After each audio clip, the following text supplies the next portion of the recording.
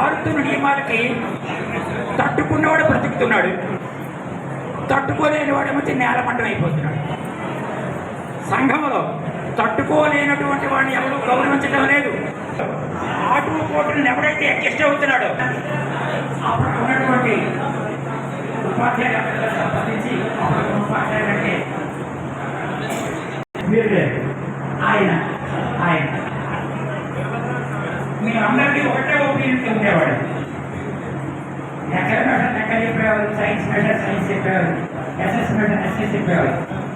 ఏదైనా ప్రార్థన జరిపించడమే మొదటి కష్టాలుగా క్రమశిక్షణ నిదర్శనం. ప్రార్థన నియమాలతో కూర్చున్నట్టుగా జరగాలి. రోజు అబ్బాయిని ఒకడే కూర్చొని వాడికి ప్లేస్తో సహా డిసైడ్ అయిపోవాలి, లైన్తో సహా డిసైడ్ అయిపోవాలి. వాడు రాలేదనుకోండి ప్లేస్ ప్రార్థన జరిపించేవారికి మా మాస్టర్లు ఎన్ని కష్టాలు పడేవారు. సాయంత్రం ఎవరి లేకపోతే పడిపోయిన తొందరగా ఉంటాడు. తెలంగాణలో కూర్చేవాడు ఆలోచించేవాడు కాదు. ఎవడు పుస్తకం పెట్టడు, పెద్ద పెట్టడు, డైలీ పెట్టడు, సెల్ ఫోన్ ఏమి ఆ విపత్తులలోని ఉంటారో నేను ఒక హెడ్ మాస్టర్గా పనిచేశాను. అదే ఏమైందంటే ఇక్కడ పనిచేసిన హెడ్ మాస్టర్ అతని మీటింగ్స్లో నేను వచ్చాను. వచ్చిన తర్వాత హ్యాపీగా జరిగింది.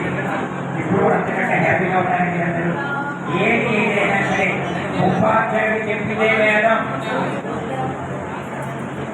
రాజకీయ నాయకులు చెప్పితే వేదం కాదు, ఉపాధ్యాయుడు చెప్పితే వేదం.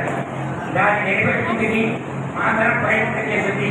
మీ తర్వాత ప్రయత్నం చేయాలి. పాత విద్యార్థులందరికీ ఆశీర్వదించి ముగిస్తున్నాను. Thank you sir.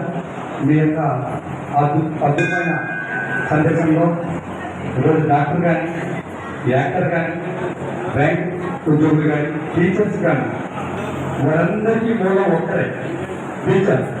One teacher can make a good society. Teacher ఎప్పుడు కూడా సమాజాన్ని విచ్చనంత మీ యొక్క సందేశం మాకు మరింత స్ఫూర్తినిచ్చింది సార్. ధన్యవాదాలు.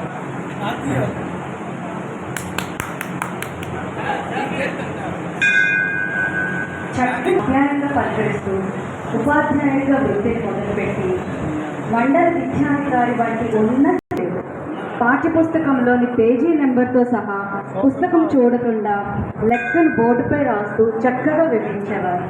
ఆ నాటకం సునాయాసంగా చూపుతున్నారు. అతనే మన ప్రియ గురువర్యుడు. చెప్పుకోగలరా?